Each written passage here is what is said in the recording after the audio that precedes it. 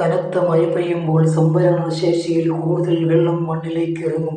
ഭൂഗർഭജലത്തിന്റെ അളവ് കൂടുന്നതനുസരിച്ച് മണ്ണിന്റെ ഇടയിൽ മർദ്ദം വർദ്ധിക്കുന്നു. മർദ്ദത്തിന്റെ ഫലമായി ശക്തിയായി ജലം പുറത്തേക്ക് ഒഴുകും.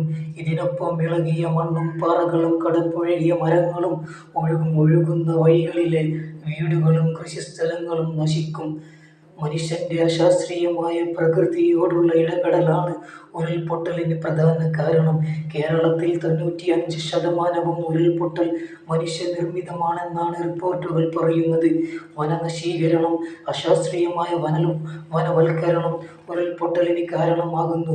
പാറകളിൽ ഉണ്ടാകുന്ന വിള്ളലുകൾ മരങ്ങളും പാറകളും മണ്ണും സ്വാഭാവികമായ അവസ്ഥയിൽ നിൽക്കാത്ത അവസ്ഥ, മണ്ണുകളുടെയും മരങ്ങളുടെയും വഴുതിപ്പോക്ക്, കല്ലുകളുടെ ബലഹീനത, ചെങ്കുത്തായ സ്ഥലങ്ങൾ എന്നിവ മഴക്കാലങ്ങളിൽ ഉരുൾപൊട്ടലിന് കാരണമാകുന്നു.